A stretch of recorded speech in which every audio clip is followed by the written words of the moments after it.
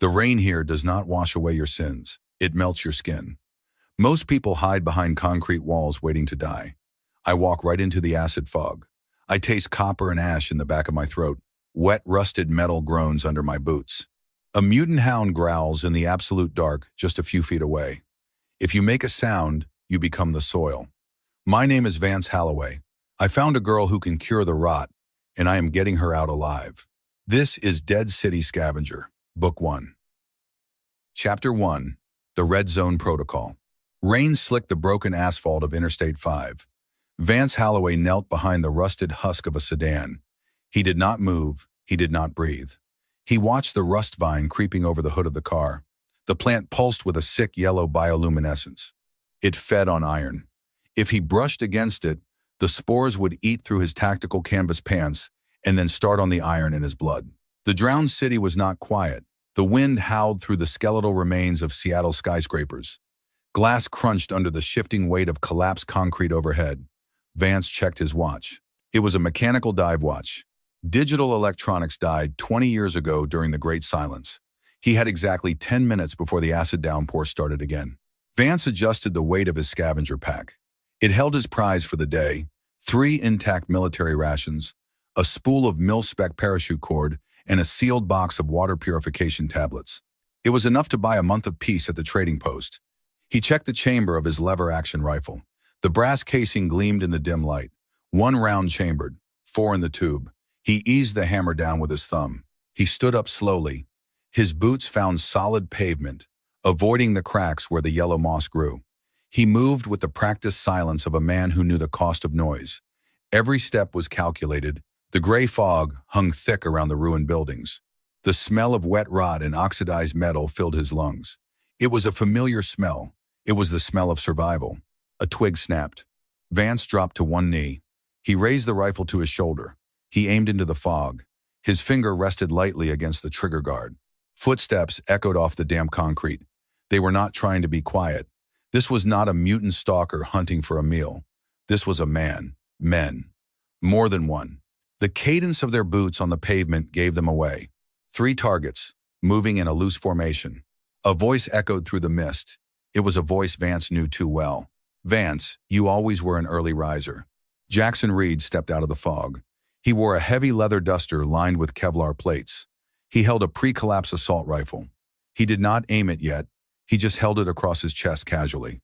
2 more men stepped out behind him. They carried rusted machetes and scavenged pump-action shotguns. Vance kept his rifle steady. He aimed center mass on Jackson. "You are blocking my way out, Jackson." Jackson smiled. It was a cold, practiced smile. "I am just here for the toll, old friend.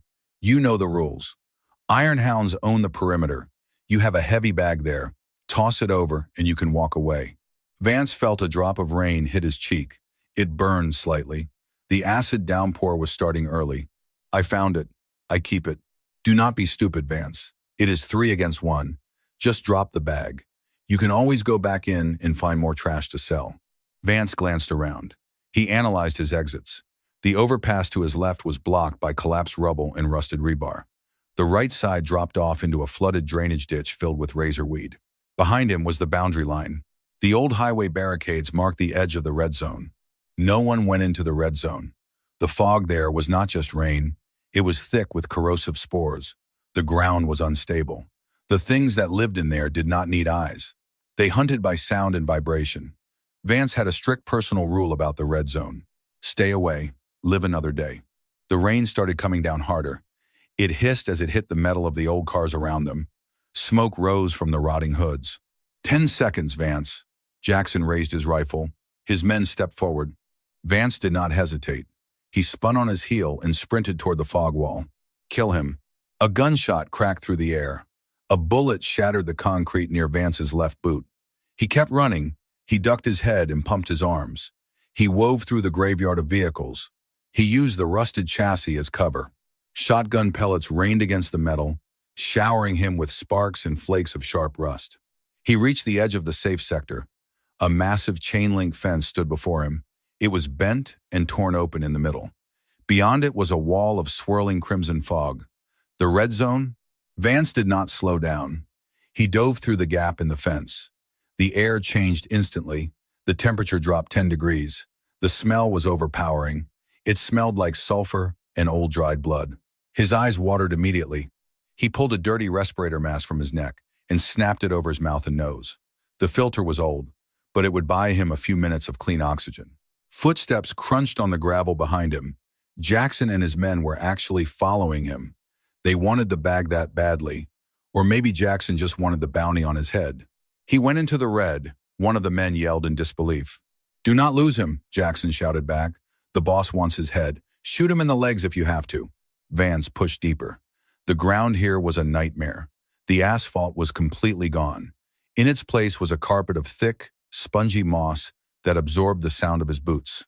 Towering stalks of mutant flora reached up into the fog. They dripped highly acidic sap. Vance dodged a hanging vine that hissed as a drop of rain hit it. He needed to lose them. He needed verticality to break their line of sight. He spotted the ruins of an old subway entrance to his right. The stairs led down into absolute blackness. It was a suicide trap, but next to it was a collapsed parking garage.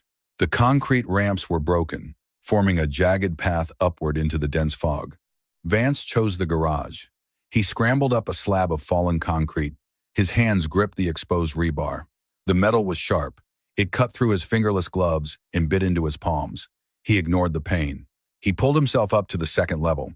Gunfire erupted from below. Jackson was shooting blindly into the crimson fog. The bullets chipped the concrete pillars around Vance. Dust and debris rained down on his hood. Vance crawled on his stomach across the uneven floor. He peered over the edge. He could see the faint glow of Jackson's tactical flashlight sweeping through the mist below. "Spread out," Jackson ordered. "He is up there somewhere. Watch your corners." Vance checked his rifle again. He had 5 shots, 3 targets. The math was not in his favor. He needed to keep moving. He needed to find a way across the chasm to the next building before they flanked him. He stood up in a low crouch. He moved toward the back of the garage. The floor here was treacherous. Massive sinkholes opened up into the dark levels below. He tested each step before putting his weight down. He could hear the men moving up the ramp behind him. Their boots scraped loudly against the concrete. "There is blood on the rebar," one of the hunters called out. "He went this way." Vance cursed silently. He wiped his bleeding hand on his pants. He reached the back edge of the garage. The adjacent building was an old corporate office tower. The gap between them was about 12 feet. It was a far jump, especially with a heavy pack weighing him down. But the alternative was getting shot in the back. He backed up to get a running start. He took a deep breath. The air coming through the old respirator filter tasted like pennies and ash. His heart hammered against his ribs. "There he is." Vance looked back. Jackson stood at the top of the ramp. He raised his assault rifle and looked down the sights. Vance sprinted toward the edge. His boots pounded against the concrete. The gap rushed up to meet him. He planted his foot on the very edge of the slab and launched himself into the empty air. A gunshot rang out. Vance felt a sharp, burning impact on the side of his backpack. The force threw him off balance in midair. He twisted, reaching out desperately for the ledge of the office building. His hands slammed into the concrete edge. His fingers slipped on a patch of slick, wet moss. He scrambled to find a solid grip. His boots kicked wildly against the sheer side of the building. The heavy canvas pack pulled him backward away from the wall. His muscles burned as he tried to pull himself up. Gravity took over. Vance slipped. He fell. He plunged into a gaping fissure between the 2 massive structures. The crimson fog swallowed him whole. The wind rushed past his ears in a deafening roar. Then came a brutal impact as he crashed through a layer of weakened concrete and fiberglass roofing. The ancient structure gave way completely under his weight. He tumbled down into absolute darkness. Chapter 2. Ghosts in the cryo-pod. Pain radiated from the center of Vance Halloway. He tasted copper and ash. He opened his eyes to absolute blackness. He moved his fingers first. They worked. He shifted his legs. A sharp ache flared in his left knee, but nothing felt broken. He rolled onto his side and pushed himself up. The sound of crumbling fiberglass echoed off unseen walls. He reached into a pouch on his tactical vest. His fingers found a thick plastic cylinder. He cracked the chemical light stick. A sickly green glow washed over the darkness. He was not dead. He was standing on a smooth surface. Linoleum tiles. Clean, dry linoleum tiles. He looked straight up. The hole he had fallen through was a jagged black maw 50 feet above. Crushed ventilation ducting and shattered concrete had broken his fall. He stood up slowly, ignoring the protest of his bruised ribs. He brushed a layer of plaster dust off his rifle. The weapon felt heavy in his hands. He checked the action. It was jammed with grit. He racked the bolt violently. A dented brass casing spun out and hit the floor with a hollow chime. He chambered a fresh round. He held the green light high. The glow revealed a long, sterile corridor. The walls were painted a pale, clinical white. A thick blanket of gray dust covered the floor, undisturbed by human footprints. There was no rust here. There was no yellow moss. Vance pulled the dirty respirator mask down around his neck. He took a cautious breath. The air tasted stale, like the inside of an old tin can, but it was safe. He had stumbled into a pre-collapse facility, a subterranean bunker untouched by the great silence. Vance moved down the corridor. His boots squeaked faintly on the dry tiles. Heavy steel blast doors lined the left wall. Each door featured a digital keypad coated in decades of grime.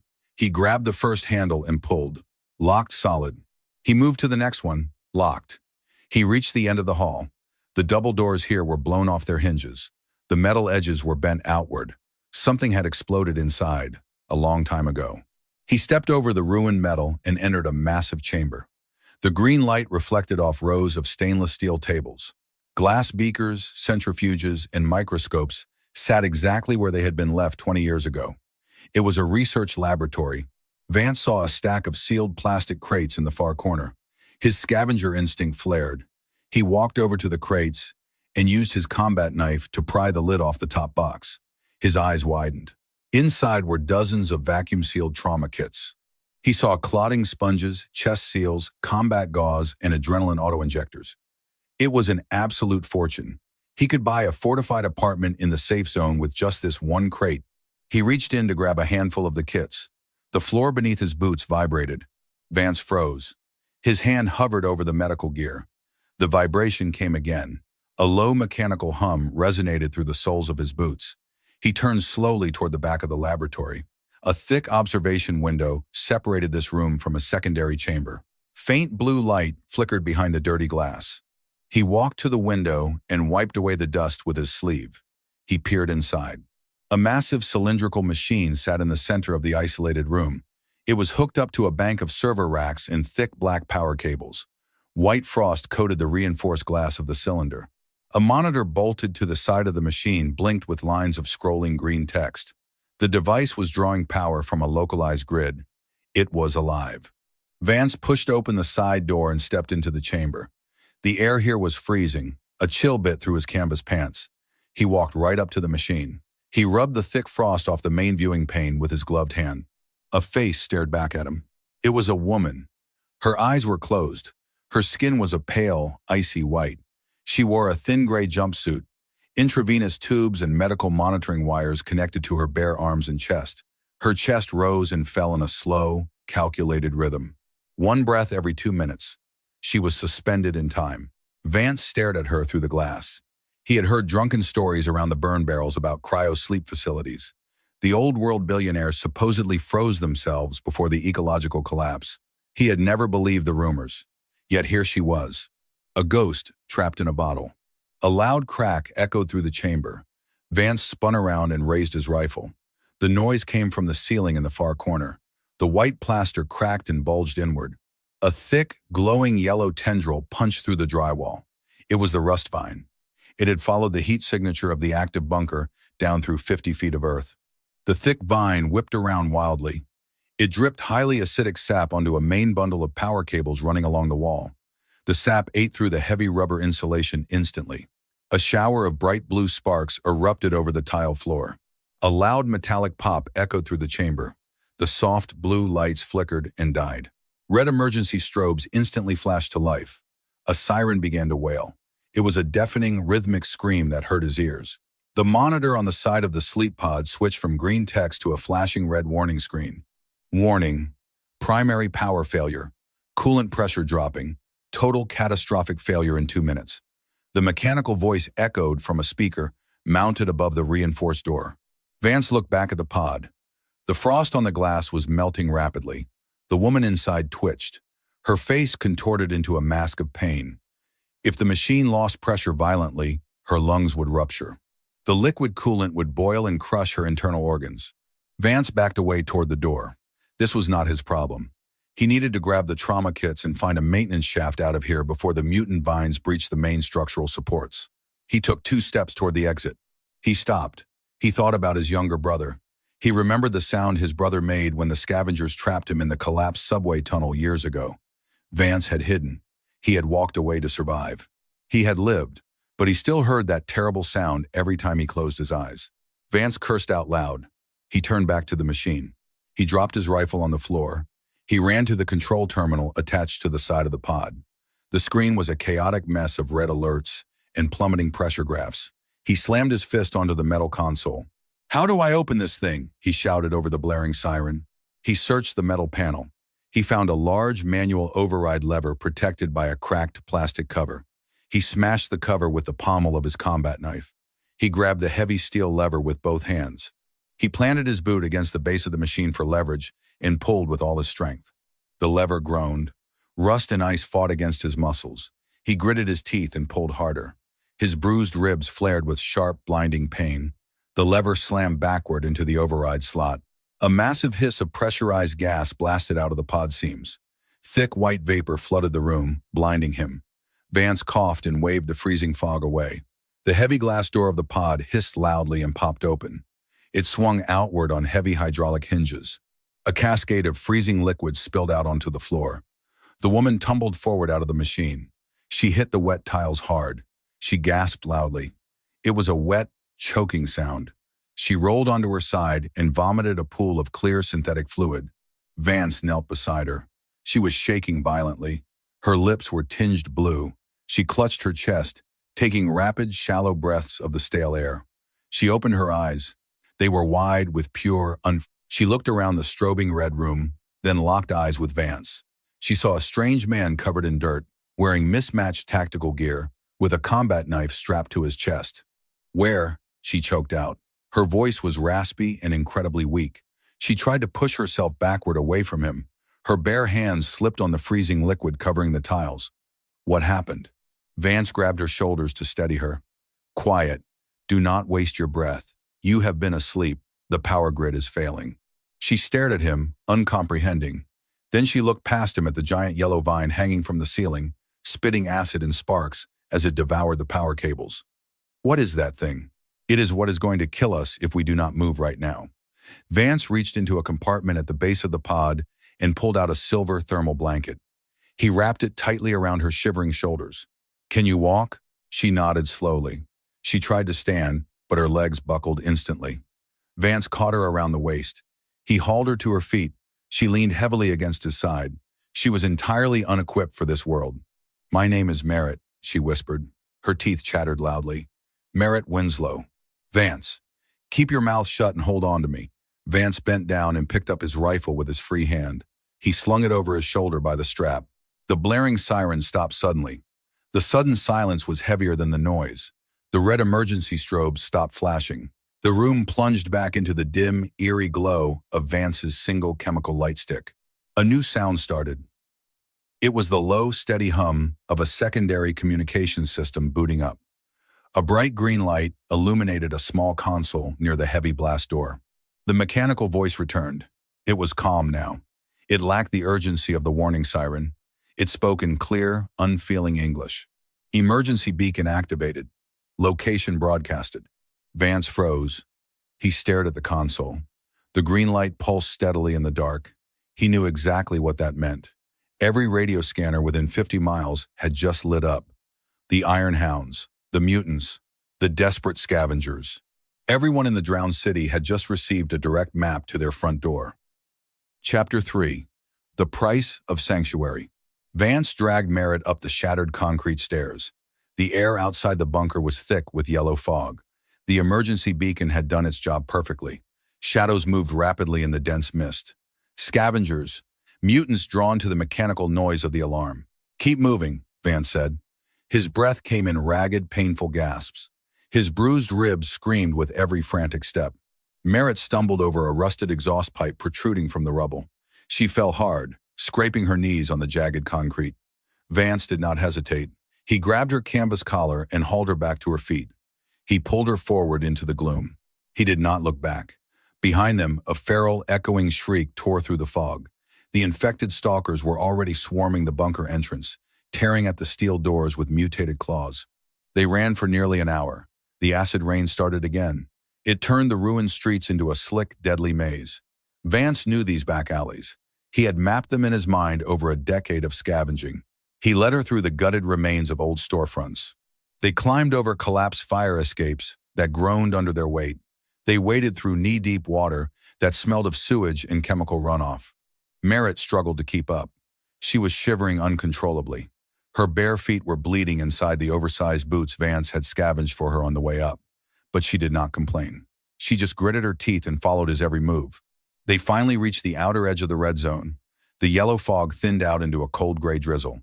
The skeletal remains of a pre-collapse industrial district loomed ahead. Massive brick warehouses stood like silent giants in the rain. A heavy steel gate blocked the narrow alleyway between two towering warehouses. Floodlights suddenly glared down from above, cutting through the drizzle and blinding them. A warning shot cracked loudly. The bullet struck the pavement just 10 feet ahead of Vance, kicking up a spray of sharp gravel. "That is far enough, scavenger." A voice called out from a reinforced guard tower above the gate. "It is Vance Halloway," he yelled back. He slung his rifle over his back and kept his hands visible. "Open the damn gate. We are clean." A tense moment passed. The guard in the tower lowered his weapon. Heavy mechanical gears ground together with a deafening screech. The massive steel gate slid open just enough for a person to slip through. Vance pushed Merritt inside the compound and followed close behind. The interior of the main warehouse was a fortress. It smelled heavily of diesel fuel, gun oil, and cheap, stale tobacco. Wooden crates of ammunition, purified water, and scavenged electronics were stacked high against the reinforced brick walls. Armed guards paced along steel catwalks, watching the newcomers with cold, suspicious eyes. Tessia Navarro stood by a heavy metal workbench in the center of the room. She was dismantling a rusted carbine. She took a slow drag from a thick cigar. The cherry glowed red in the dim light. She exhaled a cloud of thick gray smoke toward the ceiling. Her left arm was gone just below the elbow. In its place was a crude but highly functional mechanical prosthetic. It was built from scavenged hydraulic pistons, thick wire cables, and motorcycle gears. It whirred quietly as she set the gun barrel down. "You look like absolute hell, Vance," Tessia said. Her voice was raspy, sounding like crushed gravel under a heavy boot. "And you brought a stray into my yard." Vance leaned heavily against a stack of wooden crates. He coughed violently, tasting fresh copper on his tongue. "I need a secure room, Tess, and clean clothes for the girl. We have a serious problem." Tessia looked at Merritt. She studied the terrified woman. She noted the silver thermal blanket clutched tightly around her shoulders and the pale, unweathered skin on her face. People in the drowned city were burned by the sun and scarred by the acid rain. This woman looked untouched by the apocalypse. "She is not a scavenger," Tessia noted. "Where exactly did you find her?" "Underground," Vance said, wiping rain from his face. "Military cryo facility." The emergency beacon went off. Tessia stopped chewing on her cigar. She went perfectly still. She stared at Vance with hard, calculating eyes. The mechanical metal fingers of her left hand twitched, producing a soft clicking sound. "You triggered a pre-collapse emergency beacon. Are you completely out of your mind?" It was not a choice. The rust vine breached the main power grid. The pod was going to explode. Tessia pointed her metal finger at one of her guards standing near the stairs. "Get the girl a dry coat and a canteen of water. Bring them to the back office right now." The back room was small, cramped, and windowless. A single incandescent bulb hung from a frayed wire on the ceiling. Merritt sat down on a rusted folding chair. She wore a heavy canvas coat that the guard had given her. She drank greedily from a tin cup of purified water, her hands trembling slightly. Vance stood by the closed door. He took his rifle off his shoulder and held it at the ready. He did not trust anyone, not even Tessia. "All right, let us have it," Tessia said. She sat down heavily behind a scarred metal desk. She crushed her cigar out in an empty brass artillery shell. "Who are you? And why were you locked in a freezer for 20 years? Merritt lowered the tin cup. She took a deep breath. Her voice was shaky at first, but it gained strength as she spoke. "I am a botanist. I worked for the Global Defense Initiative before the collapse. We were studying the parasitic fungal spores, the rust vine." Tessia leaned forward, resting her chin on her good hand. Everyone knows about the rust vine, sweetheart. It eats metal. It destroyed modern civilization. That is ancient history. We found a permanent counteragent, Merritt said clearly. A specific genetic sequence engineered into a modified fern species. It releases an airborne enzyme that dissolves the fungal spores on contact. It neutralizes the rust vine completely. It reverses the corrosion. Vance looked at her. He thought about the endless miles of yellow moss slowly consuming the city ruins. He thought about the acid rain that burned his skin every single day. "Where is this modified plant?" Vance asked, his voice low. "It is not a physical plant yet," Merritt explained. She tapped the side of her head with her index finger. "The genetic sequence is memorized. It is all locked right here in my brain. I just need to reach a viable, working laboratory facility. I can engineer the enzyme. I can stop the rot from spreading." The small office went dead silent. The only sound was the distant, rhythmic thumping of the diesel generator outside in the courtyard. Tessia let out a long, heavy breath. She reached into her top desk drawer and pulled out a fresh cigar. She bit the end off, but did not light it. "You just made yourself the most valuable commodity in the entire drowned city," Tessia said softly. "And the most dangerous walking target on the continent." Vance frowned, shifting his weight. "What exactly are you talking about?" Tessia looked up at Vance. Her dark eyes were completely serious. 10 minutes ago, the radio chatter on the open frequencies spiked. The Iron Hounds broadcasted a massive open bounty. Corbin Decker issued it himself. Vance tightened his grip on the stock of his rifle. His knuckles turned white. Rust is already looking for her. He offered 50 crates of military-grade purified water, 10,000 rounds of 5.56mm ammunition, and a permanent, protected seat in his inner circle, Tessia said flatly. "For a woman matching her exact physical description. He wants her alive." Merritt shrank back into her folding chair, pulling the coat tighter around her body. "Why does he want me? I am a scientist." "Because he is a brilliant monster," Vance said. The dark realization hit him like a physical blow to his injured ribs. Corbin does not want to save the world. He wants to monopolize it. If he has the only cure to the rust vine, he decides who lives and who dies. He can clear safe zones and charge whatever price he wants for entry.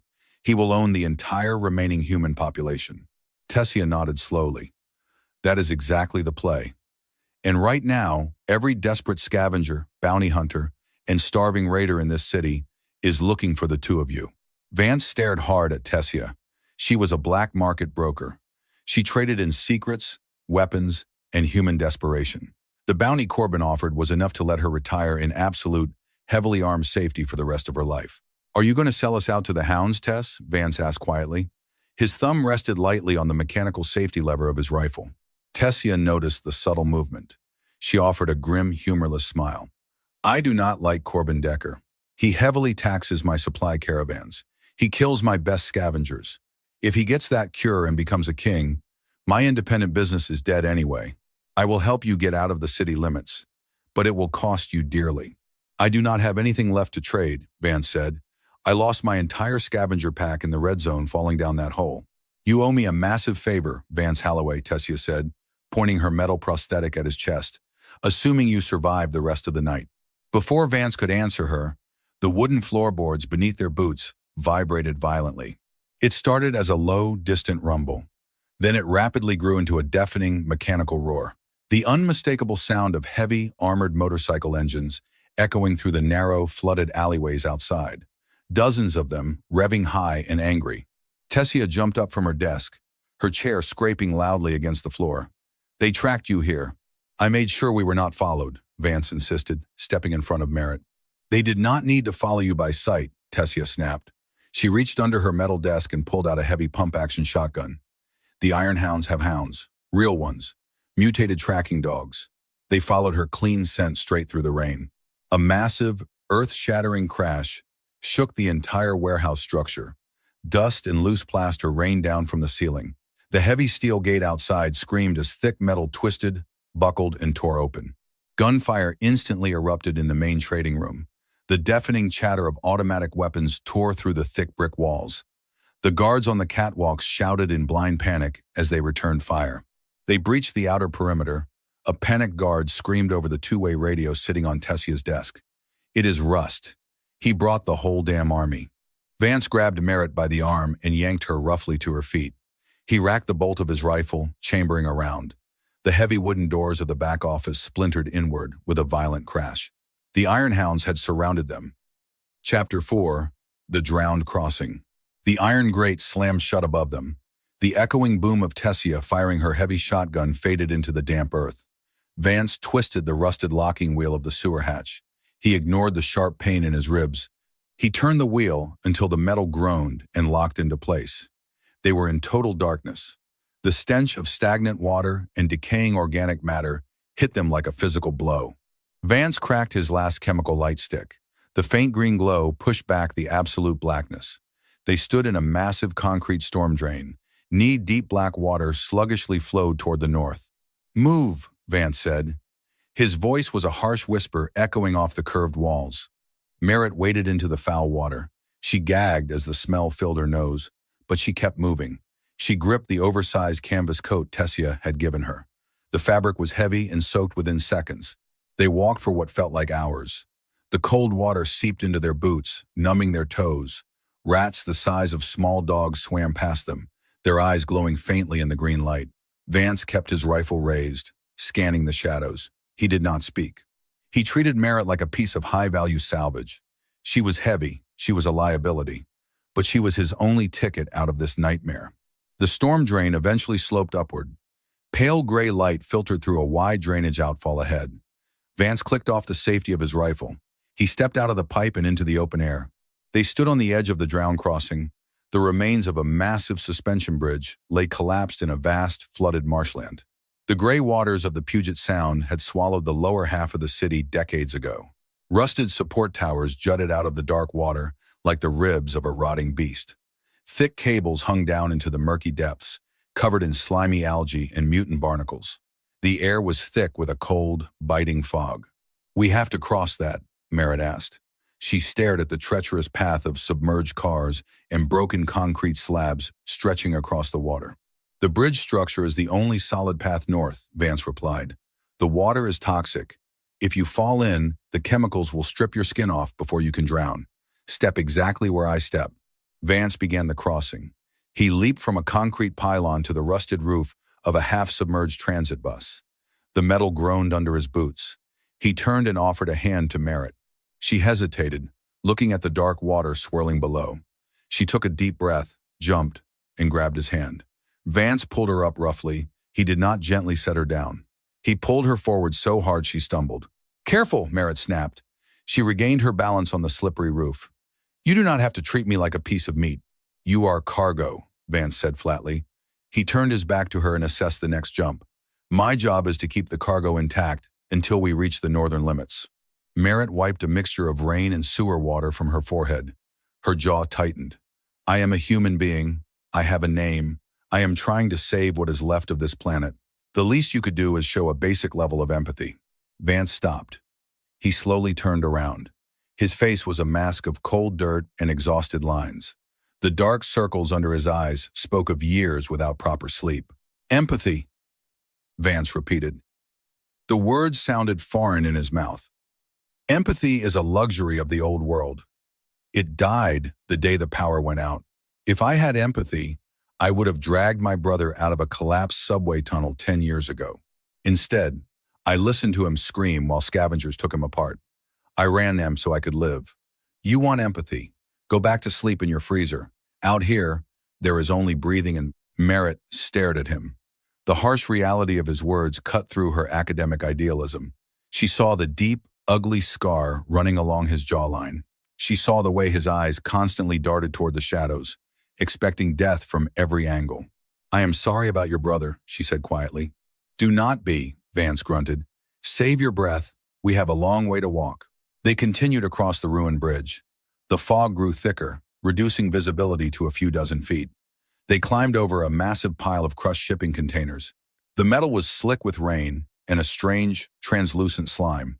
Vance noticed a cluster of strange plants growing across the only viable path forward. The vines were thick and pulsed with a pale blue light. Massive, bulbous pods hung from the stems. They looked like oversized, bruised fruit. The vines blocked a narrow gap between two overturned trucks.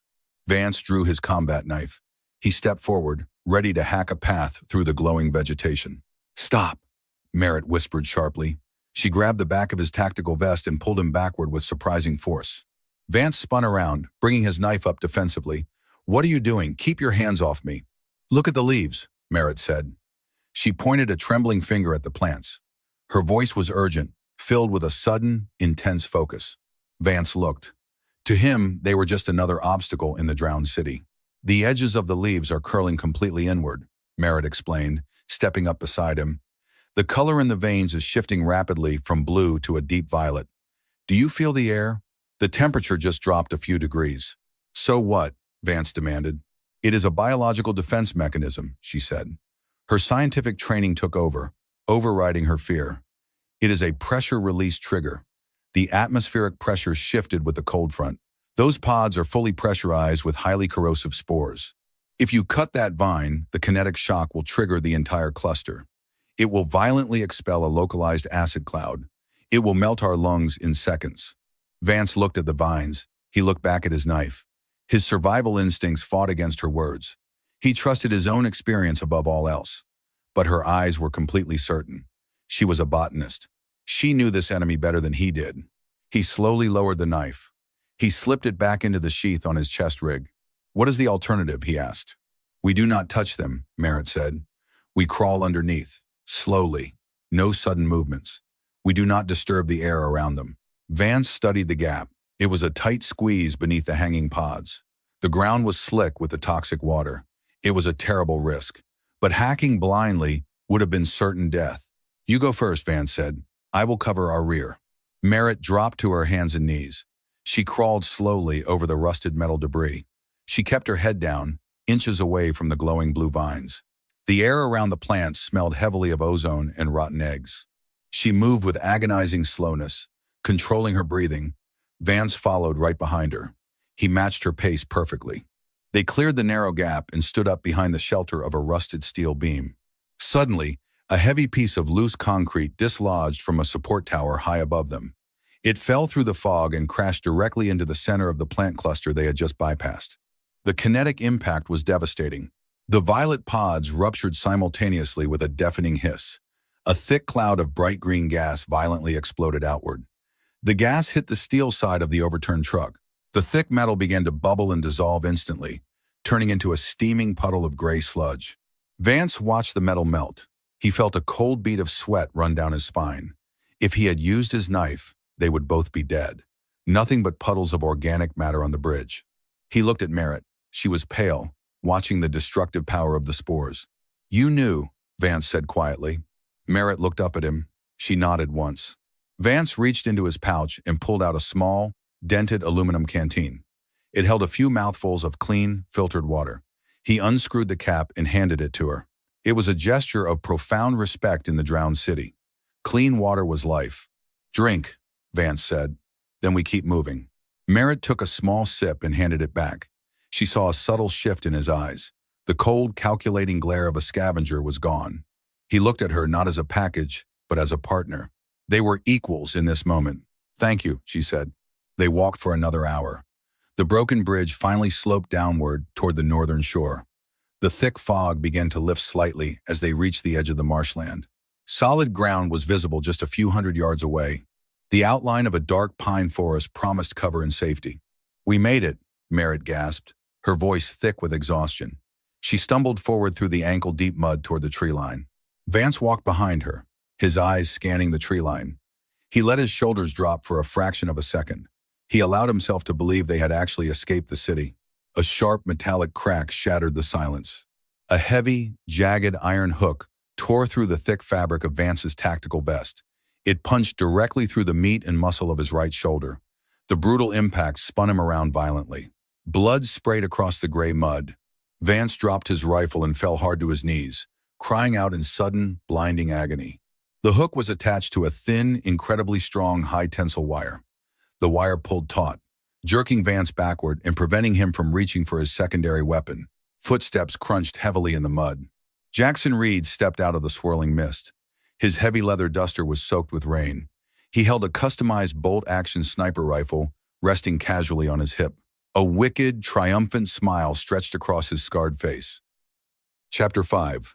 Iron Hounds Trap. Blood dripped from Vance's right shoulder. It hit the cracked tile with a soft tap. He sat on the cold floor of the ruined subway station. His arms were pulled tight behind a rusted steel support pillar. Thick nylon rope bit into his wrists. Every shallow breath sent a fresh wave of fire through his torn muscles. Jackson's iron hook had missed his collarbone, but it tore deep into the meat. The air in the underground station was thick. It smelled of wet ash, diesel exhaust, and old sweat. Strings of yellow incandescent lights hung from the arched concrete ceiling. They flickered to the uneven rhythm of a generator running somewhere deep in the tunnels. Heavily armed men stood by the broken turnstiles. They wore hardened leather and carried scavenged assault rifles. The Iron Hounds. Jackson Reed leaned against an old ticket booth. He flipped a silver coin in his hand. He looked incredibly pleased with himself. "I told you I would catch him, boss," Jackson said. He did not look up from his coin. "He is getting slow." He trusted a blind spot on the crossing. Heavy, measured footsteps echoed down the platform stairs. The idle chatter of the guards died instantly. Men stood up straighter. They lowered their eyes. Corbin Decker walked into the yellow light. He did not look like a wasteland warlord. He did not wear spikes or bone jewelry. He wore a pre-collapsed military dress uniform. The dark green fabric was faded but perfectly pressed. His black leather boots were polished to a mirror shine. His silver hair was cut into a tight, military fade. He moved with absolute, terrifying control. Corbin ignored Vance. He walked directly toward the center of the platform. Merritt knelt on the dirty tiles. A guard stood behind her with a rifle barrel pressed against her spine. She was shivering, but she kept her chin up. Corbin stopped a few feet away from her. He looked down. He studied her pale skin, her clean hair, and the intelligent defiance in her eyes. "Fascinating," Corbin said. His voice was smooth. It was deep and perfectly modulated. "You actually exist. A ghost from the old world. A scientist who slept through the end of everything." Merritt did not answer. She stared at his polished boots. Corbin motioned to the guard. "Take your rifle off her back. She is a guest. Treat our most valuable asset with basic respect." The guard stepped back immediately. "Jackson," Corbin said without looking away from Merritt, "take 3 crates of purified water and 1,000 rounds of 5.56 ammunition from the vault. You earned your bounty today." "Thank you, boss," Jackson said. He caught his coin, smiled at Vance, and walked away into the dark tunnel. Corbin crouched down so he was at eye level with Merritt. "My name is Corbin Decker. I bring order to this rotting city. I understand you have something I need, a genetic sequence, a cure for the rust vine." "I will not help you," Merritt said. Her voice shook, but her words were clear. "I know who you are. I know what you do to people." Corbin smiled patiently. It was a chilling expression. It held no warmth. "You have been listening to the scavengers. They call me a monster. They say I want to burn the world. They are small-minded people, Merritt. They only see the violence of today. They do not see the architecture of tomorrow." Vance watched them. He ignored the pain in his shoulder. He focused his mind on his hands. He pressed his palms flat against the cold concrete floor behind the steel pillar. He moved his fingers blindly through the thick layer of dirt and debris. He needed an edge. He needed something sharp. "You execute innocent people," Merritt said. "You control the water. You let children starve outside your gates. I triage." Corbin corrected her gently. "The old world died because it tried to save everyone. It died of excess and sentimentality. Freedom breeds greed. Greed breeds catastrophic mistakes like the rust vine. I am not going to repeat the failures of your generation. I will bring absolute order." Vance moved his left hand an inch to the right. His fingertips brushed against something cold and hard. He pressed his nail against it. It was a jagged shard of shattered subway tile. The edge was incredibly sharp. He gripped it tightly between his thumb and index finger. "If you cure the soil, you can feed everyone," Merritt argued. She leaned forward. "The enzyme can neutralize the spores continent-wide. We can grow crops again, real crops, not just algae and mutant mushrooms. Humanity can rebuild." Corbin stood up. He clasped his hands behind his back. "Yes, we can grow crops. But if everyone can grow food, everyone becomes independent. Independence leads to factions. Factions lead to war. War brings us right back to the ashes." Corbin took a slow step closer to her. "I do not want to cure the world for free, Merritt. I want to own the cure. I want to synthesize the enzyme and control its distribution. If I control the only fertile soil on the planet, I control the entire human race. No one starves unless I say so. No one fights unless I order it. Peace through absolute monopoly. Vance brought the ceramic shard up to the nylon rope binding his wrists. His hands were slick with his own blood. He had to bend his wrists at an agonizing angle. He pressed the sharp edge against the taut cord. He began to saw. Back and forth. Millimeter by millimeter. The rough fibers of the rope resisted. He pushed harder. The broken tile sliced into his own thumb, but he did not stop. He bit the inside of his cheek to keep from grunting. The metallic taste of blood filled his mouth. Merritt saw Vance move out of the corner of her eye. She saw the subtle shifting of his shoulders against the pillar. She knew he was trying to break free. She needed to buy him time. She needed to keep Corbin talking. "Your plan is fundamentally flawed," Merritt said loudly. She stood up. The guard behind her twitched, but Corbin held up a hand to stop him. "Is that so?" Corbin asked. He looked genuinely amused. "Yes," Merritt said. She took a step toward Corbin, forcing him to turn his back slightly toward Vance. "You are treating a biological agent like a mechanical weapon. The anti-rust enzyme is alive. It is a highly volatile protein structure. It mutates rapidly when exposed to secondary atmospheric pollutants." Corbin narrowed his eyes. "Explain." "You cannot just grow it in a greenhouse and hand it out in controlled doses," Merritt lied smoothly. Her scientific vocabulary flowed out like a weapon. "The localized ecosystem of the drowned city is saturated with sulfur dioxide and oxidized iron dust. If you synthesize the enzyme without proper biostabilization, it will catalyze violently.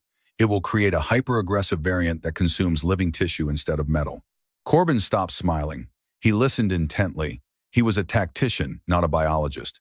He respected variables he did not understand. "I can stabilize it," Merritt continued, "but it requires a sterile lab.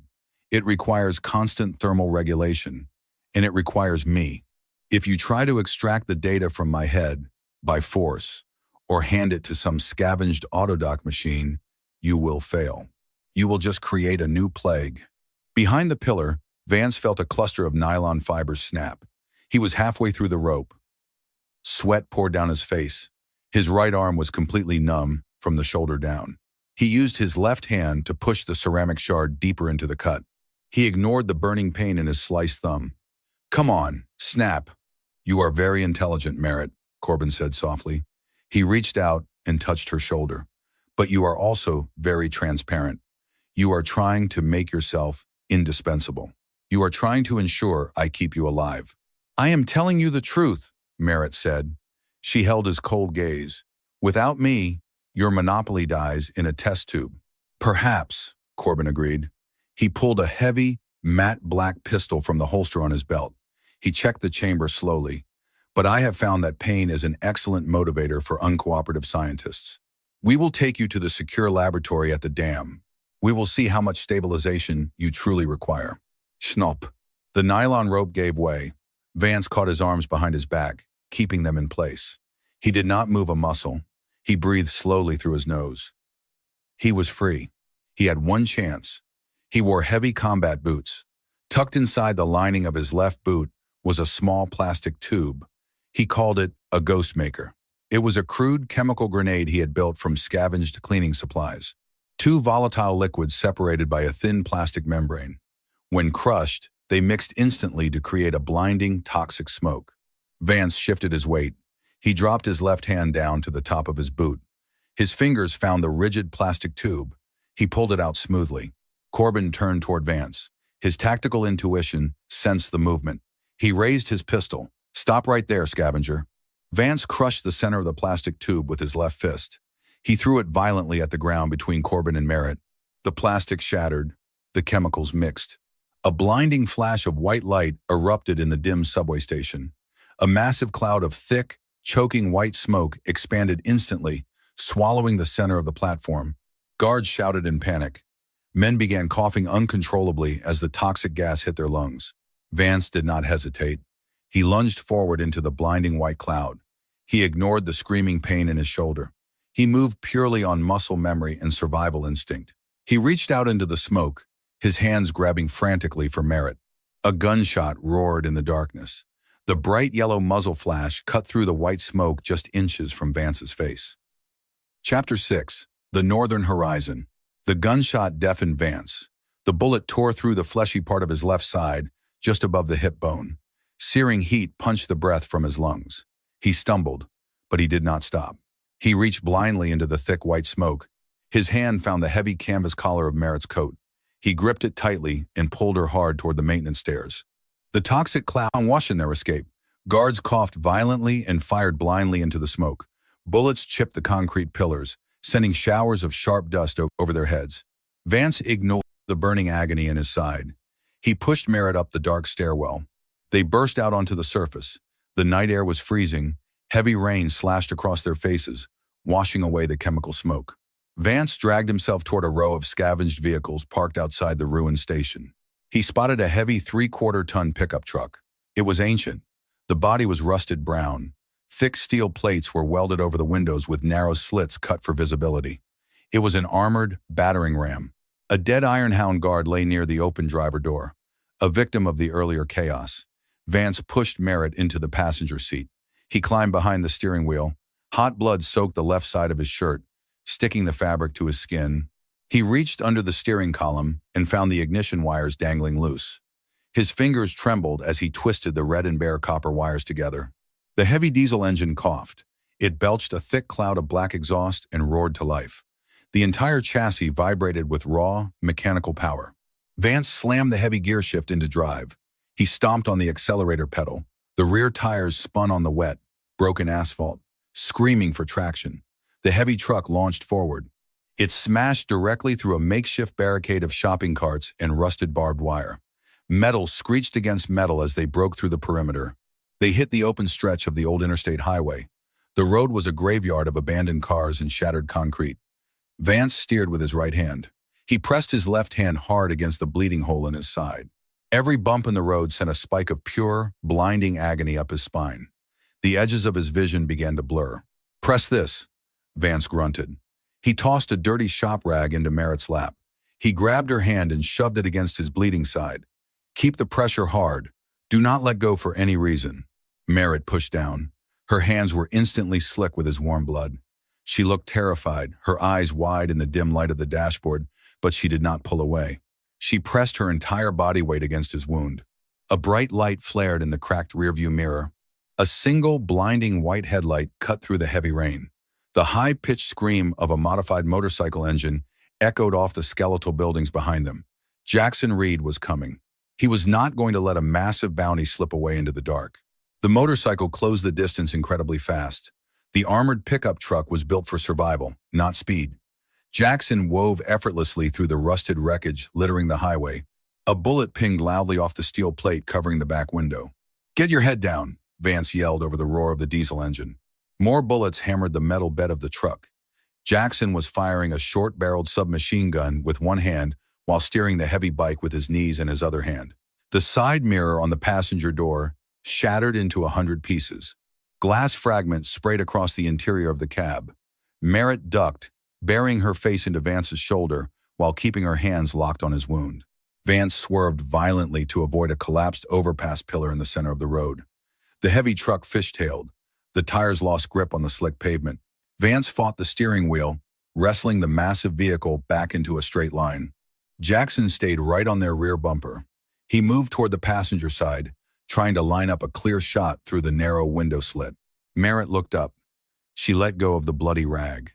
"What are you doing?" Vance choked out, feeling the warm blood immediately start flowing faster down his hip. "Put your hands back. Keep the truck steady," Merritt ordered. Her voice had lost its panic. She sounded completely focused. She was a scientist solving a lethal problem. She reached deep into the pocket of her heavy canvas coat. She pulled out a thick glass sample jar she had taken from the bunker laboratory. Inside the sealed glass was a small, bulbous purple pod. She had carefully cut it from the glowing vines at the bridge crossing while Vance was distracted. She knew its biological value. Now, she knew its tactical value. She reached up and cranked the handle of the passenger window. The heavy steel plate lowered just enough to create a gap. Freezing wind and rain whipped into the cab. Jackson pulled up right alongside the rear quarter panel of the truck. He raised his submachine gun, aiming directly at the gap in the window. Merritt leaned out. She judged the distance, the speed of the truck, and the wind resistance. She threw the heavy glass jar directly down at the spinning front tire of the motorcycle. The glass jar shattered against the fast-moving metal rim. The purple pod ruptured instantly upon impact. The kinetic shock triggered the biological defense mechanism of the mutant plant. A thick, highly pressurized cloud of bright green corrosive spores exploded outward. It completely enveloped the front half of the speeding motorcycle. The chemical reaction was instantaneous. The acidic enzyme ate through the thick rubber of the front tire in a fraction of a second. The heavy steel front forks of the motorcycle began to bubble violently. They turned a glowing liquid slag. The front wheel collapsed completely at 70 miles per hour. Jackson screamed. The sound was cut short as the heavy bike dug into the asphalt and flipped forward. He was launched over the handlebars like a rag doll. He hit the wet pavement hard. He tumbled violently into a rusted steel guardrail and stopped moving entirely.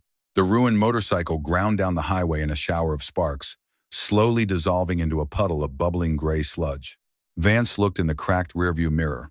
There was no headlight following them. There was just the empty, rain-slicked highway fading into the absolute dark. He rolled the window up.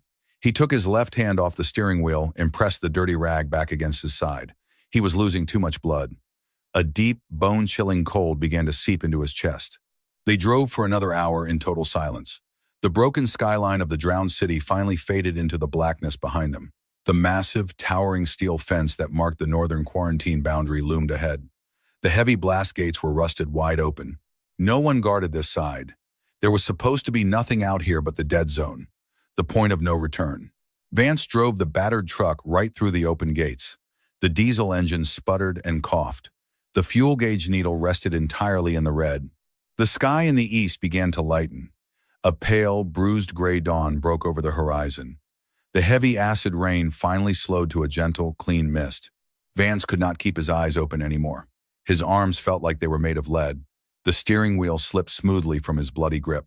The heavy truck drifted off the cracked asphalt. It rolled down an embankment and came to a slow, creeping stop in a shallow dirt ditch beside the ruined road. The diesel engine choked one final time and died. Total silence filled the armored cab. Vance closed his eyes. The absolute darkness finally pulled him under.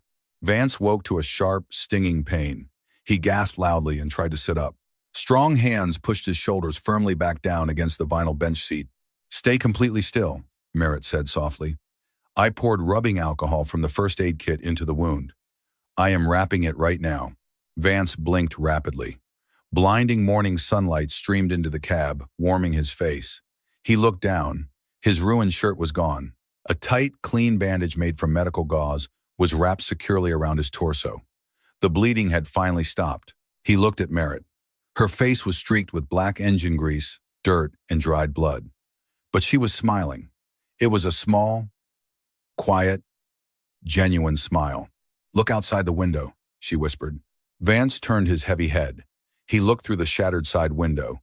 He braced his mind to see the familiar, endless miles of yellow mutant moss, rusted metal, and decaying concrete. He saw green. Tall, healthy pine trees stretched up toward a perfectly clear blue sky. Bright wildflowers grew in the dirt ditch right beside the truck tires. Real, uncorrupted grass covered the rolling hills, stretching far into the northern distance. There was no rust. There were no glowing spores. The air blowing gently through the broken window smelled like pine needles and damp, clean earth. It smelled exactly like the old world. Static crackled loudly in the small cab. Vance flinched. His hand instinctively dropped to his empty holster. The sound came from the center dashboard. The old radio unit was glowing with a faint orange light. He had not even noticed it was wired directly to the battery. The static popped and hissed rhythmically. Then a voice broke through the white noise. It was a human voice. It was clear, strong, and completely calm. "This is Eden Station. We are broadcasting on all open frequencies. If you are listening to this, keep heading north. The soil is clean. The water is pure. Survivors, we are here."